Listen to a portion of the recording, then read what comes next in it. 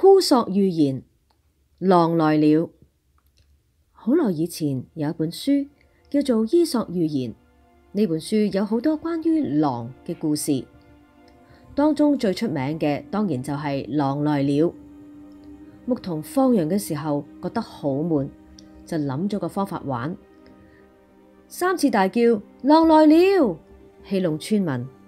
伊索寓言共有20個關於狼嘅故事，從唔同嘅角度講述狼嘅貪婪成性、殘暴不仁。自此以後，伊索育狼成為咗狼族推行狼族崛起嘅原動力。佢哋銘記古代狼族恥辱嘅歷史，奮發圖強，竟然成功建立咗一個強大嘅狼國，佔領咗地球一半嘅地方。佢哋意圖一雪前恥，而且反過嚟對人類狼視眈眈，想吞併人類各種嘅資源。由於狼國上下兇殘成性，人類對佢哋避之則吉。每次一諗起狼國，心入邊都覺得毛骨悚然。狼國位於人類世界嘅北面，同位於南面嘅人類世界有一條河分隔起嚟。人類將呢條河稱為深圳河，意思係一接近呢條河呢，就令人膽戰心驚，盡量唔會前往靠近。不過由於狼國發展迅速，人類出於貪念，有啲人開始親近狼族，希望博取佢哋嘅信任，多做啲生意，多賺啲錢。其中一個人吹噓自己喺伊索年代已經同狼族有血緣關係，到咗自己呢代已經係第689代啦。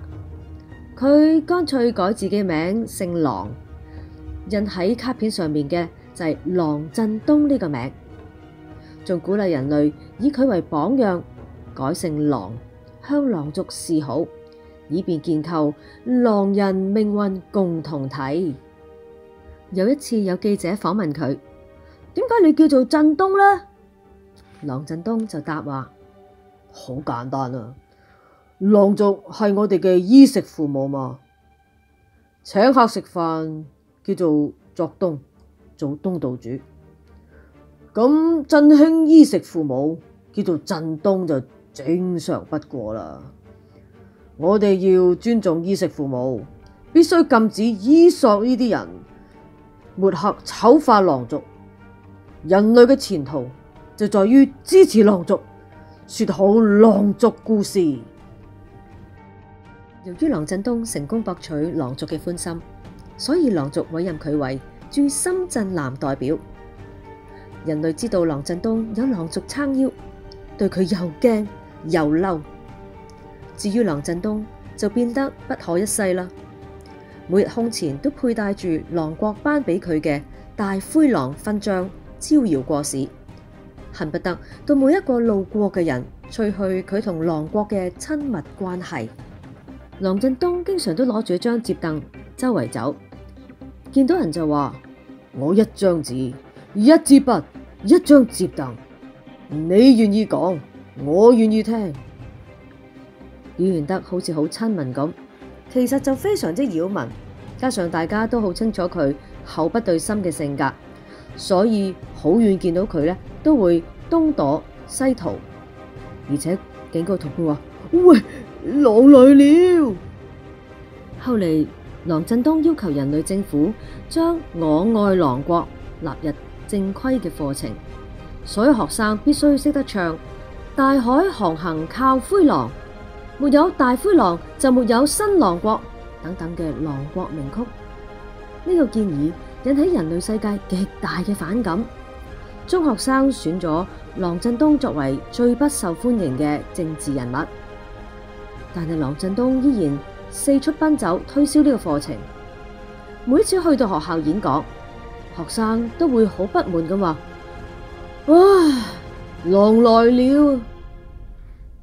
由於狼振東同佢黨羽不斷咁滋擾市民同埋學生，好多人都決定離開，移民到距離狼國比較遠嘅地方，希望可以過正常嘅生活。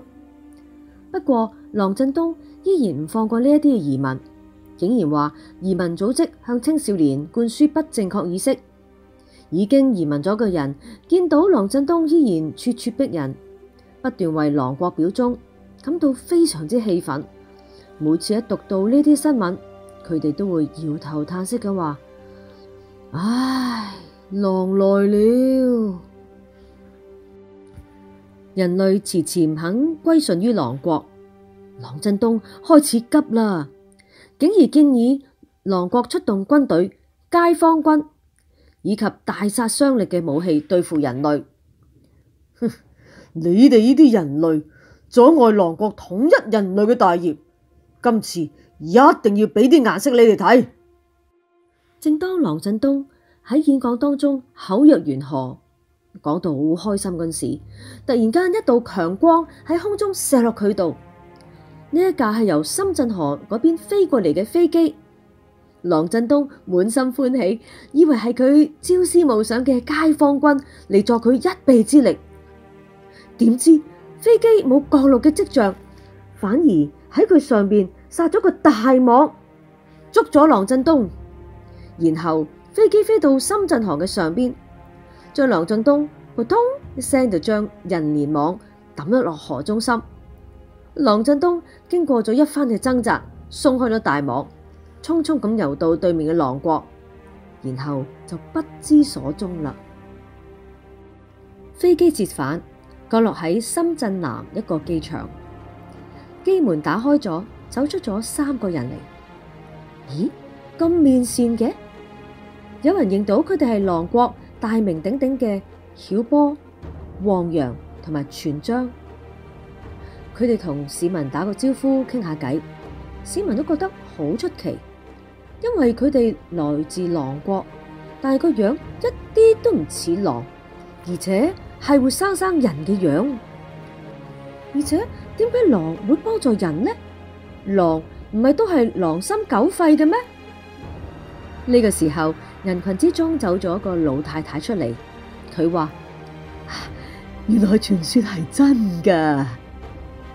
乜嘢傳說啊？咩傳說啊？啲人都好尊重老太太，一路咁問佢啦。古老嘅傳說，人類同狼分別唔係在於佢哋嘅外表，而係佢哋嘅內心啊。內心善良呢，狼都會變成人；內心邪惡啊，人都變成狼。係狼，因為人。唔係在於佢住喺邊一度，而係在於佢個心喺邊一度。呢個時候，曉波就話啦：郎國係不義之邦，做咗好多壞事。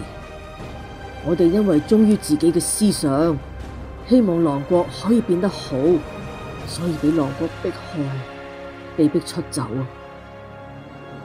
我哋發覺啲街坊軍有啲異動。收到情報，佢哋會嚟呢一度協助郎振東對付人類，所以我哋就早行一步趕走郎振東啊！汪洋跟住亦都講啦：我記得你哋有位賢人叫做定康公，佢曾經講過，佢擔心人類嘅自主權唔係俾郎國去剝奪，而係一點一滴咁斷送喺你哋人類自己嘅叛徒手中。呢次定康公真係不幸言中啦。另外一個市民怒氣沖沖咁話：哼！但係始作俑者始終係郎國啊！我哋永遠都唔會順利郎國嘅。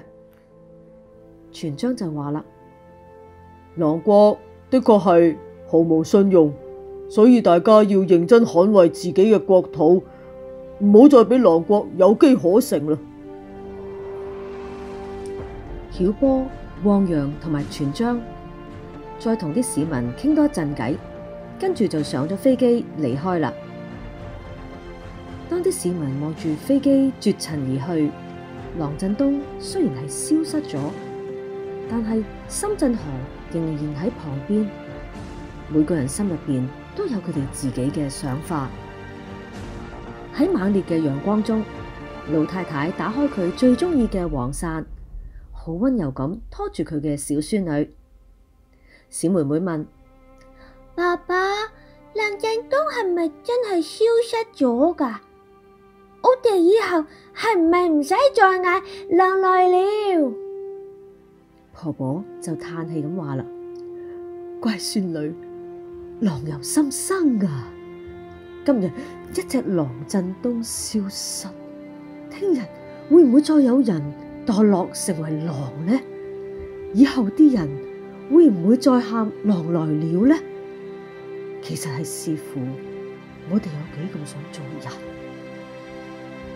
小妹妹用好堅定嘅眼神望住婆婆，然後好認真咁點頭。